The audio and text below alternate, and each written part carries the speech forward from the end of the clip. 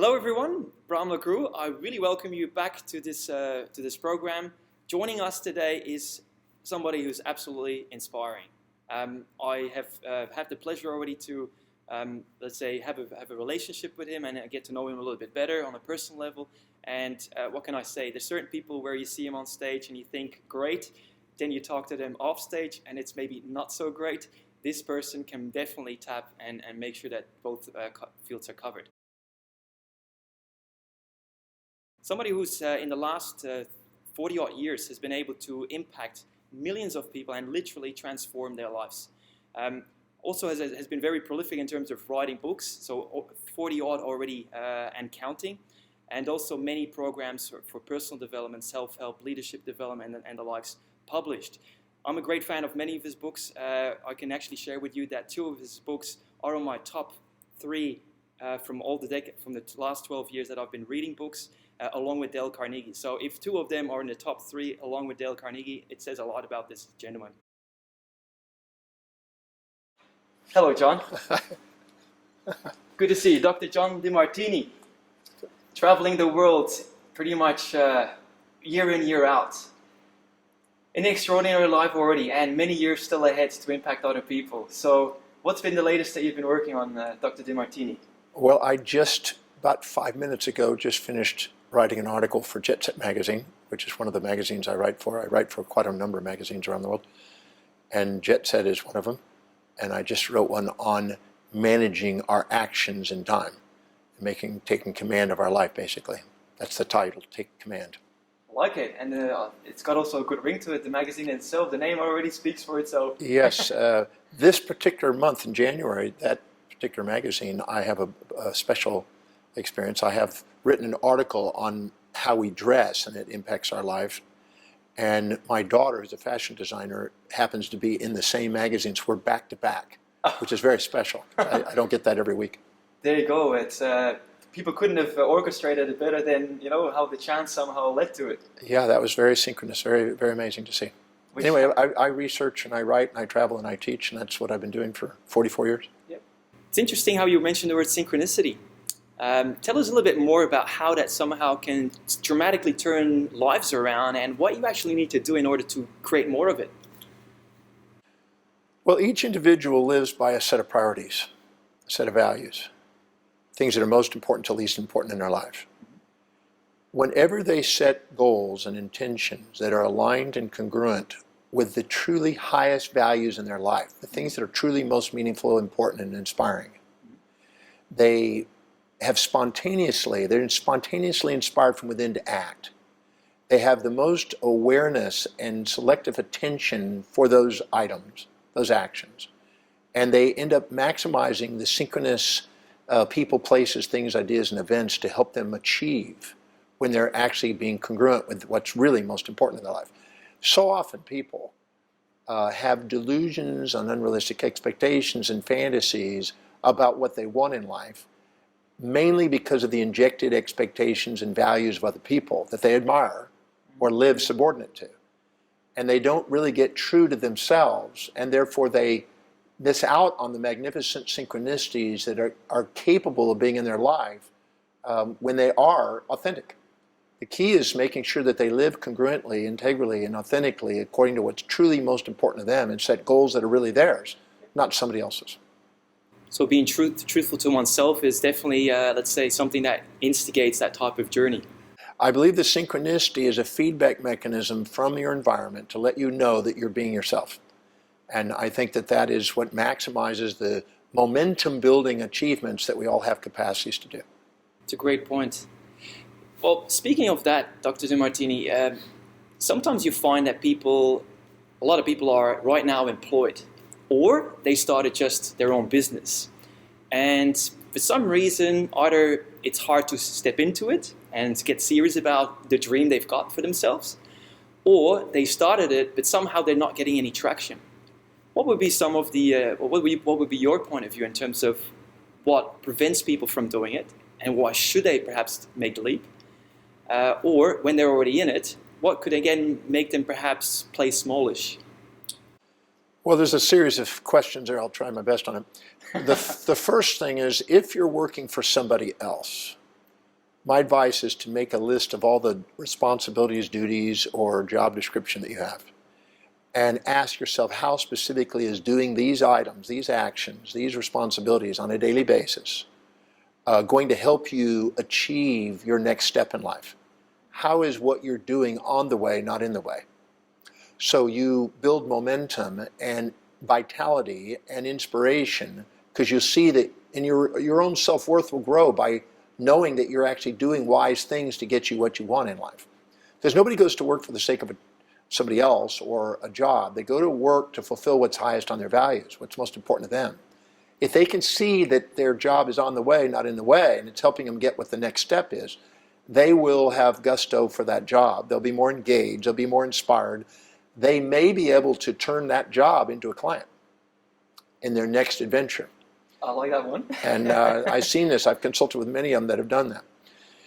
Then it's wise to do due diligence and do planning on your true adventure in your own career, you as an entrepreneur, and think deeply about what really you are spontaneously inspired from within to do, that you get up in the morning and do without having to be reminded. Because that's the thing that you will not let yourself down on. And also do due diligence on the market to find out what people really want. You have to care about humanity to fill people's needs to be an entrepreneur. You can't just go out there and project assumptions onto the market about what you think everybody else needs because you happen to need it or happen to be in, think it's important. You have to make sure it matches what's needed. If you don't have a demand for your supply, you got problems. And this is what happens. People project assumptions onto the marketplace and then work uphill against the resistance because people are wanting to have their values filled, not yours. So you have to care enough about humanity to find out what they really need and make sure you're really meeting those needs, and then find out where it overlaps what you're inspired to do, and that's your niche. And if you do, you will flourish instead of perish. And you will keep the executive center, which is an inspired visionary center in the brain, and strategic planning center active, and not the amygdala, which is looking for immediate gratification and leads to addictive behavior sometimes. So you want to make sure that you stay focused on what will serve, so there's a demand, and make sure it's something you can't wait to get up in the morning and deliver. Because when you can't wait to get up in the morning and be of service, people can't wait to get your service. That's right. When you are ready for the world comes to you too. Right. And in your case, that's obviously interesting with the boat, who is called the world. That is also your home, and travel takes you anywhere. A lot of great information that you shared with us there. And one thing that I'm just thinking about in today's society, it was just on the way here to Sydney when I was reading the Virgin magazine, and it said something about people are a bit tired of this old school type of like rip off the land, take all of it that you can get out of it, suck people dry, so to say, business for money's sake only. And authenticity is really what a lot of people right now are looking for in leadership, in organizations, super funds. It's like it goes everywhere. It's like responsible type of way of doing business. What's your take on that, with all the sort of principles that you have shared with millions of people around the world? Bringing it back to today, this day and age, 2017, how can people really be that type of entrepreneur who cares about humanity, lives in line with their values, and actually renders an extraordinary type of service to the world? Well, there's a theory called equity theory. And equity theory is used in economics and in business development, which means that every human being has a built-in thermostat for fair exchange. It's innately inside us because it's the only way we would have survived. If somebody is overly narcissistic and focused on themselves more so than caring about other people, they eventually don't do well. And if they sacrifice themselves for other people, that also leads to less than fulfillment. So finding a way where you're doing what you love and the way that helps other people fulfill what they would love is the game. And nature forces us into that center of equanimity within ourselves and equity between ourselves and other people in order to maximize our performance and our profits in business. If we exaggerate ourselves and minimize our customer and talk down to the customer and don't meet their needs, there's no customers. If we minimize ourselves and exaggerate the customer and sacrifice for the customer, there's no profits. But if we have a balancing act where there's equity, which innately is in both individuals to strive for, to make sustainable, fair exchange, to create consumerism that works. If we have that in equity, we have this probability of continually building momentum and growing it. So nature forces that way. So the quicker we are at getting to that center and making sure that we care enough about others and our business to have fair exchange, this is what maximizes. That is also where authenticity is. Because when we're exaggerating ourselves or minimizing ourselves, we're not being ourselves. But when we are ourselves, we have equanimity. That is probably the most powerful state to be in. We're poised, we're present, we're powerful, we're purposeful, we're prioritized, we're patient, we're productive. That's very interesting. From your experience, anywhere in the world, not just Australia, but anywhere, how many people would you say that without, let's say, your assistance or somebody like yourself, how many would you think that are not necessarily being authentic? Kohlberg, the psychologist, said the majority of people in his theories of moral development are avoiding pain and seeking pleasure.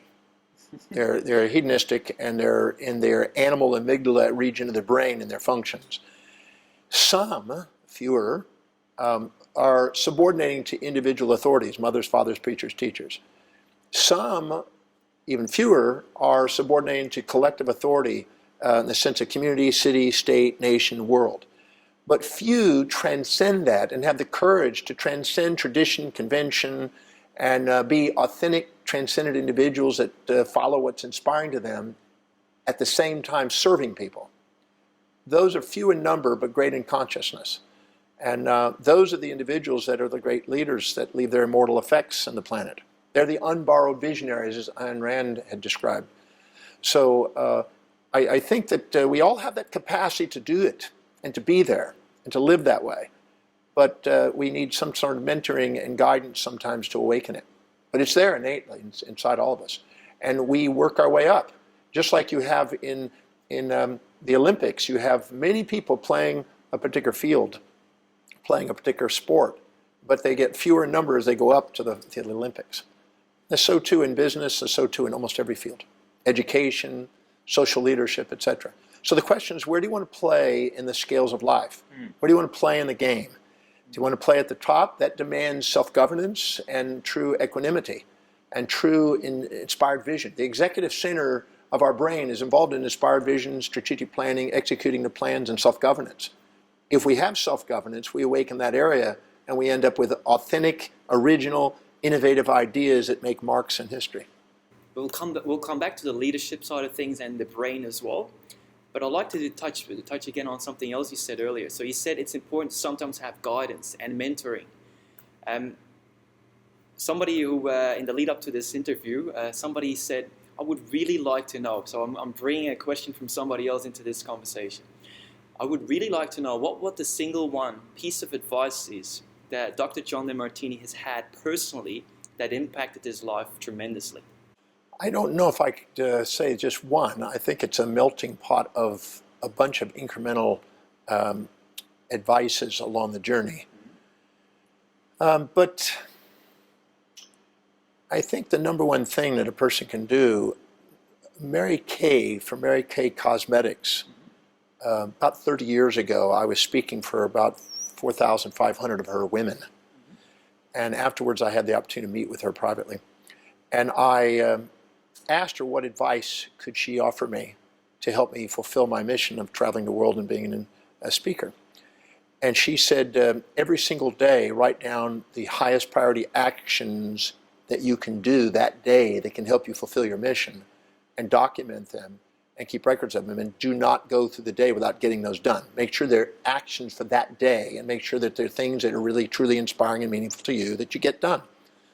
And I'd have to say that that is probably the more significant piece of advice I've gotten, to stick to what's true and what's really from within intrinsically valuable to you, and stay focused on the highest priorities, and then surround yourself with people you can delegate things that are greater at doing the things that you delegate than you are. So you're free to do what you do greatest, so they can surround you with greatness. That's so true, definitely. All right, well, coming back now to the leadership side of things. knowing what we know about the brain, you spoke about this executive center, the amygdala and the likes. In your experience with all the leadership facilitation that you've already conducted around the world, in different cultures, westernized, more Asian countries, and everything really else out there, what do you think is a huge opportunity for leaders in this day and age to really get serious about knowing what we know about the brain? Well, the brain is what I call a telos-seeking organ. A telos is what Napoleon Hill called in his Laws of Success and his Think and Grow Rich book, the chief aim. Now, the telos is the purpose, you might say, that the individual, the highest priority objective that the person has that they want to dedicate their focus on. The brain is set up to do that. The brain is set up and rewards physiology, behavior, and function the moment we live by priority. So the second we do, and let me give you an example, like a tree, the branch that grows to reach the greatest amount of photons per square inch, you might say, and the most amount of light coming to the leaves, that branch gets stronger. And any branch or any leaf that doesn't get light, it eventually withers out and dies out. Well, anytime we are living by highest priority, we grow our brain most effectively, and it maximizes our awareness, our decisions, and our actions to help us literally fulfill what's most meaningful to us. So our brain is a telos, or highest value seeking organ. And our brain is a master governor and controller through the autonomics and the peripheral nervous system of all the other tissues and cells and organs. So literally our physiology is a feedback mechanism to guide us to live authentically according to our highest priority and value. So if we listen subtly to the feedback and learn the feedback of our physiology and our surroundings, what I call heterotelic, it automatically is guiding us to do what is most meaningful to us. And when we actually access it and are on track with it, we get tears of inspiration as confirmations that we are doing what we're here for, based on what we value at that moment. That makes sense. How does fear, how does fear fit in? Well, fear is a feedback mechanism to let us know that we still have a degree of philia, because phobia is fear, and it is a result of philia and fantasy.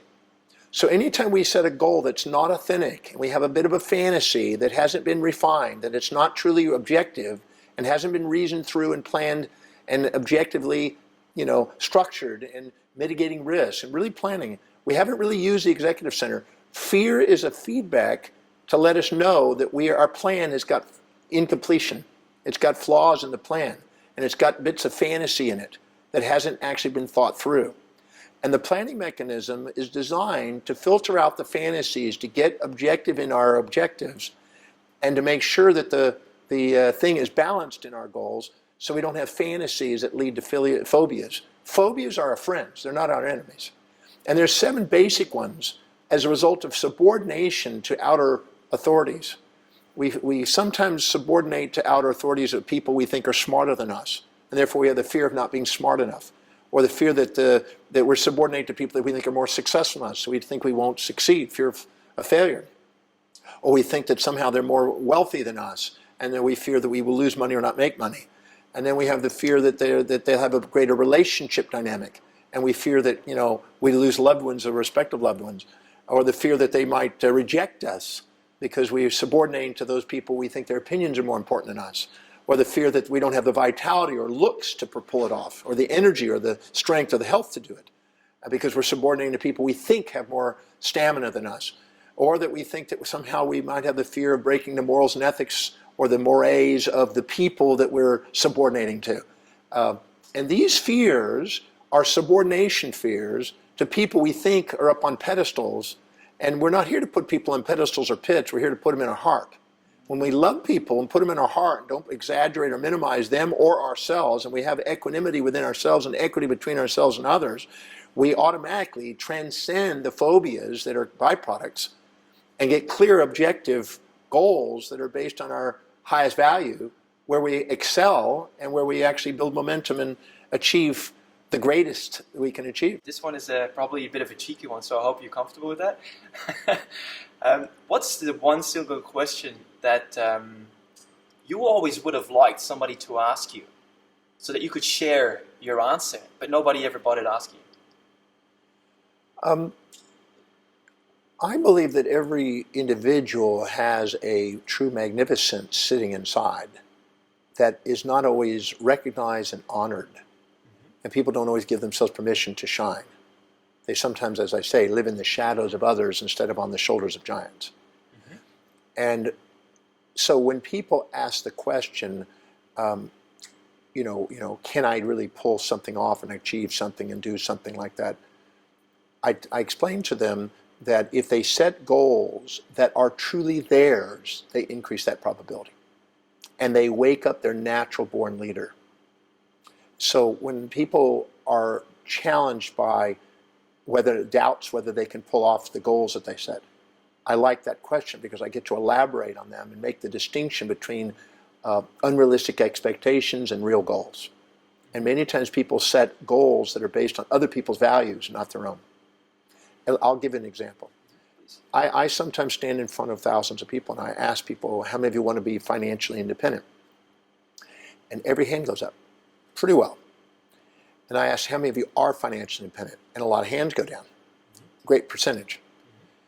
Statistically, it's less than 1% that actually make financial independence on the planet. So that meant that 99% of the people, although they had their hands up, don't really have the values that will allow them to take the actions that will achieve it. And therefore they will beat themselves up and judge themselves and think there's something wrong with them, when in fact there's nothing wrong with them. They're just setting goals that aren't matching what they truly have as a value system. And anytime you set goals that aren't what you truly value, you end up having a self-defeating, because your actions are based on your values, and your perceptions are, and your decisions are. So if you're setting goals that aren't really authentic and not you, you're going to self-defeat. And the self-defeating is not a bad thing. The self-defeating is a feedback to you to let you know you're setting up an unrealistic expectation and a fantasy and creating a fear, which is a feedback. So when they ask the question that allows me to help them see their magnificence is waiting inside, and all they have to do is find out what they really value and start incrementally setting goals that are aligned there, they'll build momentum and a belief in themselves and self-worth that will achieve greatness. Great. Where's an easy way where people can actually perhaps navigate to online, where they can actually clarify their values? Well, on my website, drdemartini.com, on the menu on the left, there's a section called Determine Your Values. And it's a 13 step-by-step questioning process to help you clarify what really is valuable to you, that bypasses your own distorted view of yourself. Because many people will say, well, all kinds of things about what is important to them, but I am interested in only what their life demonstrates. Your actions speak louder than the words that you have. So I want to know what you fill your space with, how you spend your time, what is it that you have energy for and gain energy doing, what is it you always spend your money on and find money for, where are you most disciplined, where are you most organized. I have a series of questions, 13 in all on there, that bypasses the illusions we have about ourselves and gets down to what our life demonstrates. Because when you set goals that are congruent with what your life demonstrates, that you spontaneously do, you excel. And you've got always abundant energy as well. You have tremendous amount of energy. If I was to set a goal to cook and drive cars, I would be drained and have a attention deficit disorder. Because I haven't cooked since I was 24 and I haven't driven in 26 plus years. But if I set a goal that is to research, write, travel, and teach, then I'll excel. And I've been doing that 44 years. Your top main values. Those are my highest things that I love doing. So if I set a goal, it's not a waste of time, but it's going to be less fulfilling to try to set a goal that's not meaningful. It's better to surround yourself with people you can delegate those things to and get on with doing what's most inspiring and meaningful to you that serves. Interesting. All right. Some industries are notorious to struggle with well-being. And for some reason or another, which I would like you to expand perhaps on from your point of view, take for the example of the legal fraternity. Lawyers heavily impacted by depression. and same as ambulanciers and other related roles and industries. What would be your take in terms of people that are highly educated? They've been professionally trained. They know what what valuable advice can mean and bring to them, and their businesses and their lives and the likes. What would be your take? Why is it that those people would be more prone, for example, to depression? Like 1 out of 3 to 1 out of 4, at some stage of their lives, will be impacted by depression or something else, burnout and the likes. Well, I like to think of depression, and although the other day I discussed depression on the ship, and I had a gentleman go into debate on me. He eventually humbled it, his perspective, but I say depression is a comparison of your current reality to a fantasy of unrealistic expectations that you're addicted to. So if you have an expectation to achieve something that isn't aligned with your values, therefore not probable, isn't aligned with the laws of the universe, which is not possible, or hasn't been strategized in planning where it's now objective, you're automatically setting yourself up for a self-defeat. And the stronger the fantasy, the more the nightmare. So the more the philia, the more the phobia, in other words. So I basically go in there and I decipher when somebody is depressed, in whatever field they have, and find out what they're comparing their life to and what do they expect it to be, and find out in the expectations it's not balanced, it's not realistic. And so if they expect themselves to live outside their values or others to live in their values, they're going to have self-defeat. So they have to set realistic expectations. So what I do is I discern what those unrealistic expectations are, train them on how to discern what those are, know what to do to set realistic expectations. And it's not the career that's doing it, it's their expectations. Because there's many people in that career that don't have that. So it's the people that are setting unrealistic expectations. Either they're expecting to be successful with a certain income by a certain point, a certain number of success in winning cases, if it's a law, or a certain, you're trying to achieve a certain amount that doesn't have the strategy to fulfill it. So many people have goals, but they don't have the strategies that they're following that's foolproof to get there. So they keep beating themselves up, thinking there's somehow something wrong with them, and they just don't have a strategy in place.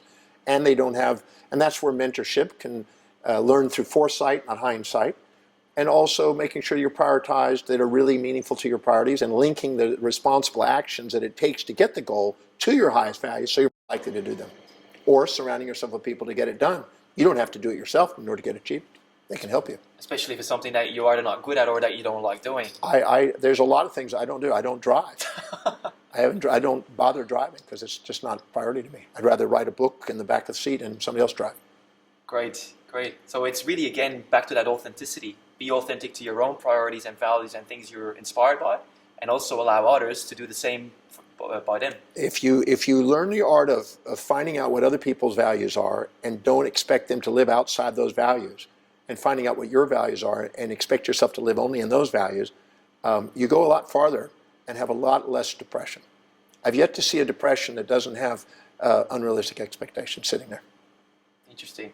So in a way, it sounds to me, and this is my own interpretation, my own words that I put on it, sometimes when we say, when athletes are performing at their highest possible state, where they are smashing world records, the lead up, the journey they're taking is actually them keeping themselves in the flow. It sounds to me that depression is almost doing the opposite, like almost working against it, cramping, and holding on to whatever fantasy they may have, and then not being authentic to themselves. So the longer or the further they drift away, the harder they make it for themselves. Is that? Well, your confidence in yourself is based on the degree of congruency you have between what your highest value is and the goal. If they're congruent, your confidence is amazing and your performance is at its peak. But if you're subordinating to some outer influence about what you should be, the way you know is internally you hear languages that are imperative. I should, I ought to, I supposed to, I got to, I have to, I must. These are not internal dialogues coming from intrinsic values. These are from extrinsic sources. When you're saying something, oh, I love it. Oh, I love it. That's it. I'm doing what I love. I'm inspired by it. And it's an intrinsic connection. You have a congruency. When somebody's running, I was working with an Ironman the other day. I went running with an Ironman. I'm not an Ironman, but I went running with this Ironman. And he took photos as I went across this little 5K run. And He literally runs and bicycles daily. I mean, daily. Doesn't matter if it's rain, shining. I mean, I don't have that high enough of my values to overcome cold, raining, snow. I mean, I wouldn't do that. So I would do it research during that time. Nothing stops me from my research and writing, but not bicycling and running. But this guy loves what he's doing. So he can run and run and run. He's 72 years old and he can run and run and run and run and run miles. He can bicycle for miles. I mean, it's nothing to him because he's congruent with that. So you spontaneously are inspired from within on what's most important to your life, the highest value, the intrinsic value. Finding non-derivative values to set goals for makes a difference between poor achievement and great achievement. Okay. Speaking of achievement, where do you find that, they say when the going gets tough, the tough get going. Yeah, Robert Schuller. That's right. So, knowing that sometimes people give up, procrastinate, all sorts of stuff like that, what are some practical strategies that people can apply to make sure they get there where they're supposed to be rather than taking the first step and then giving up on whatever else is remaining? Well, almost like Edison. You said supposed to be. That's automatically letting you know that that's not what's intrinsic to them. Nice catch. That's why they're procrastinating and hesitating, because they keep wanting to do what is more important to them. So people say, how do you not sabotage? There is no sabotage. There's just feedback to let you know you're trying to do a goal that's not really linked to your highest values and it's not congruent. That's all. The second you get congruent, you'll amaze yourself at what you're capable of doing. Great. Just got to be. You may be. I've had this guy in my seminar one time. He said, well, my highest value. I sit for sometimes 9 hours a day in front of a television. I said, well, your highest value is watching movies and writing about movies and things. He says, yes, I do that all day long. I said, well, you're a master couch potato. You're a specialist in that field. I said, but you're expecting yourself to do something else. It was Albert Einstein, and I'm paraphrasing him, but basically said, if you expect a cat to swim or a fish to climb, they're going to be frustrated because that's not what their design is. You're designed to live congruently with what your values are, not somebody else's. And finding what that is one of the crucial things. That's why I wrote the book, The Values Factor, to try to assist people in narrowing that down to expedite their own self-worth and their achievements, because the second they are congruent, they do amazing things. But they just got to give themselves permission to do what they love to do. Rose Kennedy from the Kennedy family, her mission statement, which was congruent, was I dedicate my life to raising a family of world leaders. Wow. That was her mission. And that's very clear. Very clear. And some people compare themselves to others and think, I should be like them. I'm supposed to be like them. I have to be like them. I need to be like them. They're automatically having internal resistance because that's not who they are. You're not here to be them. You're here to be you. And giving yourself permission to be you is more powerful. You cannot have original ideas, original creative power trying to be somebody else. As I said, Ayn Rand said that you want to be an unborrowed visionary, not somebody borrowing a vision from somebody else. That's right. So the next CEO taking over the role from Steve Jobs or whoever else, a visionary like that kind, they're not the same. They can't be Steve Jobs. No one's going to be Steve Jobs. Yep. They may have certain overlapping character traits, which we have, but they're not going to be Steve Jobs. An imitation of Elvis is not going to be Elvis. Good point. There's one thing that just came to mind. Some time ago, I've been fortunate to work with a multinational, which is a professional services firm. And very interestingly, the client that I worked with, they actually brought their clients into the room and said, we want to learn from you what you think we should do better. And you've obviously know all the other big four firms. You have your relationships, your observations of them. If we were just to ask you openly, what is it that we could do better? What would it be? And time and time again, every single city, in their own words, of course, men and females, they would say, it's really important that you guys become very customer-centric. Bringing it back to you, in business, let's just say that people are looking to crush 2017 business-wise, not just for the money's sake. What would be, like, say, your take in terms of really driving it home, specific strategies, things that people can work with in a service-based environment? Well, I think I mentioned it earlier about equanimity and equity, but the purpose of a business is to serve a customer more effectively and efficiently than a competitor, and do it in an efficient way where it maximizes a profit more than what you could earn putting that money that you've invested in the company, the capital, into other companies. So if you can produce more profit in your own business, serving more people more efficiently, you have a thriving business. So you can't do that by sacrificing you at the expense of the customer. And you can't do that by sacrificing the customer at the expense of you. You have to find a sustainable, fair exchange transaction between you and the customer to maximize it. We've all had the transactions with people where we felt like we did more than what they paid. And we got narcissistic and feel, I deserve more. We've also been on the other side where we've done maybe consulting with somebody and we feel like we didn't give them quite the service that we hoped. And we feel we owe them altruistically. The altruistic and narcissistic has to be brought into balance, where there's a true fair exchange to maximize business accomplishment. And some of that is not, some of that is in the skill of communicating in people's values. So it's in the marketing and the sales and things of this nature. But the only thing that's sustainable is true fair exchange. So if you have that as your forefront focus and you listen attentively to what the real needs are, not project assumptions, you go farther. You have to get feedback from your customer.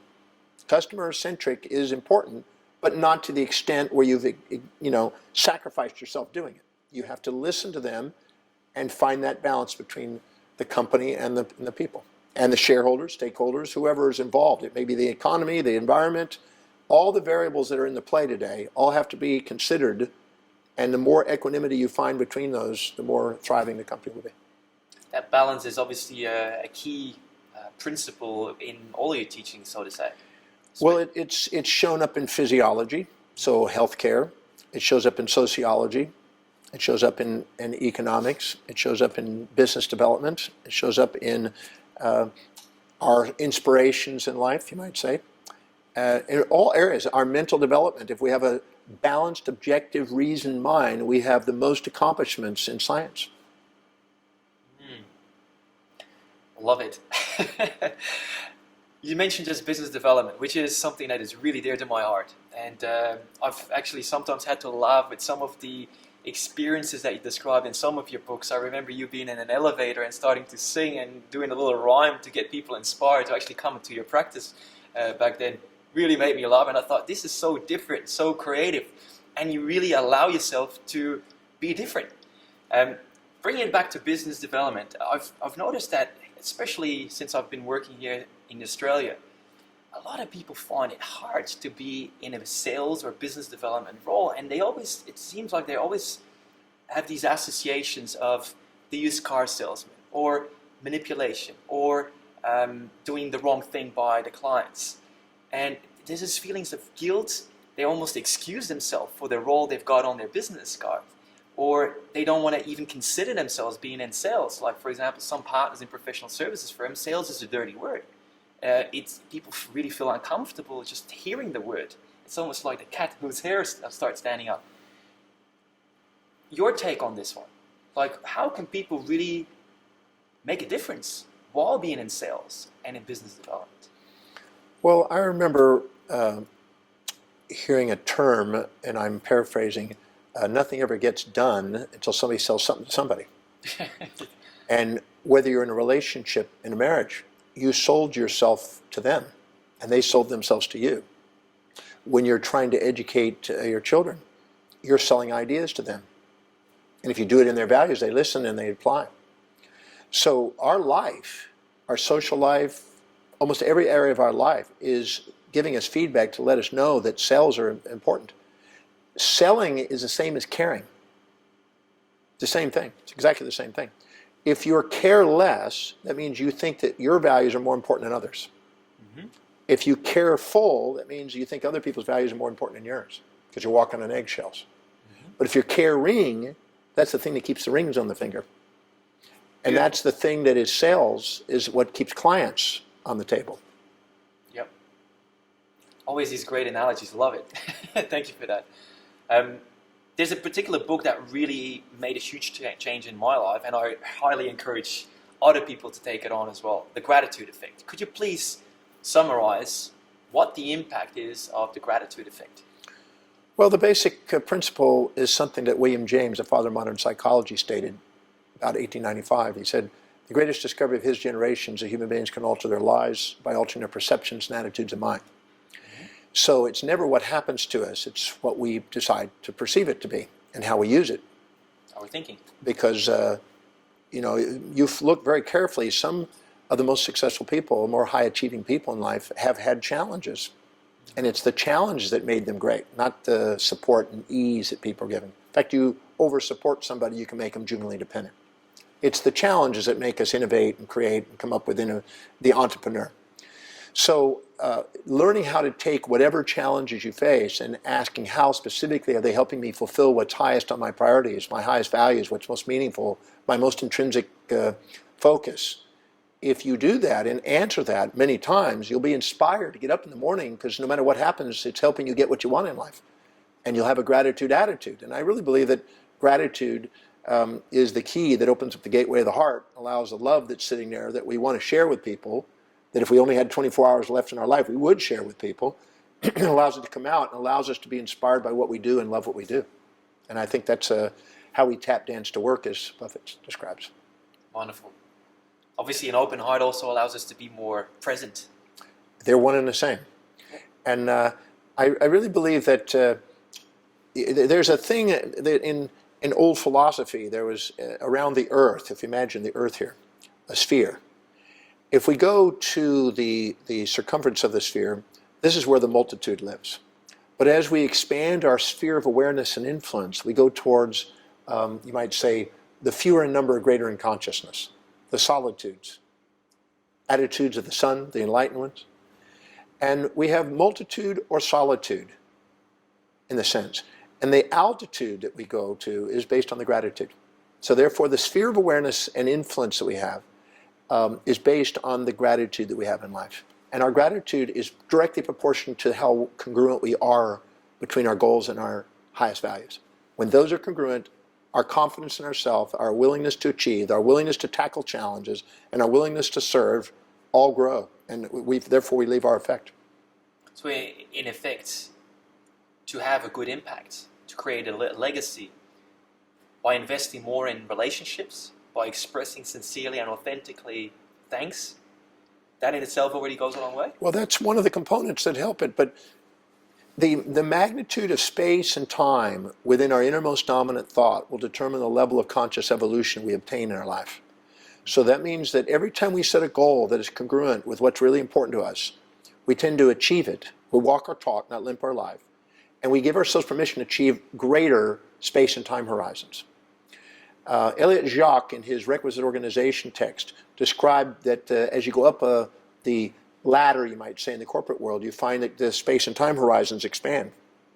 If you're a factory worker, you live day to day, or maybe even hour to hour, but day to day. You're on the street, you're day to day, hour to hour. You're a factory worker, you're day to day. You're a supervisor, you're week to week. You're maybe a lower management month to month. Middle management, maybe year to year. Upper management, you might think of decades. CEO, you might think in terms of a whole generation. Visionaries, you might think in terms of a century. And real sages, you might think in terms of a millennium. So the magnitude of space and time in their thoughts will determine it. Now, once the space and time horizons expand beyond the mortality of the individual, they've now given rise to immortal legacies in their life. So if you don't have a goal that's beyond your life, don't expect to leave a legacy beyond your life. Great words. All right, last question. In March, you will be speaking at the National Sales Conference alongside a few other people as well. This is obviously for people in sales and business development, some of which are leaders of teams as well. I would really like you to explain a little bit more like what a process like the breakthrough experience could mean in terms of benefits for people like that. Because it's the reason why I reached out to you. Because I do feel that a lot of people there are somehow perhaps not living in line, perhaps don't know their purpose, don't have a vision, and they just are in a sales role, but not necessarily their heart is in it. It could be in it. What would the breakthrough experience do for them and for the people that they are actually serving? Well, the Breakthrough Experience is a seminar program that I've been doing now for going on 29 years now. So it's something I've been blessed to do in many countries, to many tens of thousands of people. And what I do there is I help people identify what's truly important to their life. Because until we start with that foundation, we're building a rocky foundation. It's not going to be stable. We need to find out what's really important. We can't just arbitrarily say, well, these are my values, or I'm just going to make these my values. It's not work that way. You have to find out what you are intrinsically, spontaneously called to do on a daily basis that nobody ever has to remind you to do. There's no outside extrinsic incentive or motivation needed to do that. Finding out what that is the cornerstone. That's the first thing. Once we find out what that is in a person's life, and I have a system for that in the program, we then start building from there. We then start setting goals that are congruent with that, and we break through the fantasies and delusions and myths that people set themselves up for, that have the fears and the self-depreciation and the doubts that come up as a feedback. So we set those. In Breakthrough, I explain those distinctions and show people how to discern that and actually how to structure their life that way. Because if you don't orchestrate your life from that point, you don't have a symphony. You have cacophony. And if you start to do that, I also show you how to not subordinate to outer influences which scatter you away from that priority. Could be a boss, a partner. Could be anybody you subordinate to. So I show you how to transcend subordination. So you have no fear of speaking, no fear of making a sale, no fear of meeting somebody that you think is more important than you. I show you how to transcend that. So you're actually just clear on what it is you want to go after. You don't have to live in the shadows of anybody. You can stand on the shoulders of people and appreciate them. Because I show you how to have reflective awareness where whatever you see in great people, you identify it in you, so you don't think they have something you don't. You already recognize where it is. You awaken the awareness of what you already have inside that you've been too humble to admit you have and too blinded to see. I show people how to do that so they can start playing in a bigger field of possibility. I show them how to prioritize things. I show them how to break things down into smaller bites. I show them how to plan things. I show them how to break through phobias and fantasies and guilt and shame and pride and grief and any of the emotions that distract the mind from being objectively present on a goal. So those are just some of the things of the Breakthrough Experience. And I don't know of anybody so far that hasn't benefited from that information. No matter what they're working, whether they're entrepreneurs or leaders of companies or managers or salespeople or people that are having challenges in relationships. I also teach people how to communicate in people's values once they know what theirs are, how to determine others. Because in sales, if you don't determine what's the chief buying motive there, you're not going to get anywhere. So you need to know how to ask questions because the quality of your life is based on the quality of the questions you ask. The Breakthrough Experience is about learning new questions that open up a quality life. So I could go on and on about it. So I don't know of really anybody in the business world that won't benefit from some of the procedures and tools and methods that I present in the Breakthrough Experience. Fantastic. So in a nutshell, a benefit could be that they effectively would achieve greater, that they would be impacting more lives? Well, their achievements are going to be proportionate to the congruency. So I show them how to live in a congruent fashion. Not just as an idealism, not just as a statement, but as how to do that. How to prioritize things on a daily basis and how to structure your life that way. So they will increase their achievements. I feel confident about that. They will definitely increase their leadership, spontaneous leadership capacities. They will increase their sales if they're focused on sales. Yep. They'll increase their ability to influence people because every human being desires to be around people who are authentic. And so you automatically, if you live that way, you don't have to worry about the influence. It comes to you. People want to be around that. It's a magnet. Also, if your self-worth goes up and your willingness to receive goes up and your willingness to save and invest goes up. So your net worth is going to go up by following the processes that are in the Breakthrough Experience. So, I mean, relationships are going to expand. And I don't mean just personal relationship, but any form of relationship because you're going to respect another person's value system. When you're appreciating you because you're being congruent, you're more respectful of other people's values. Fantastic. Dr. Demartini, it's been an absolute pleasure to have this talk with you here. I look forward to also sharing all of these great principles and insights with the world.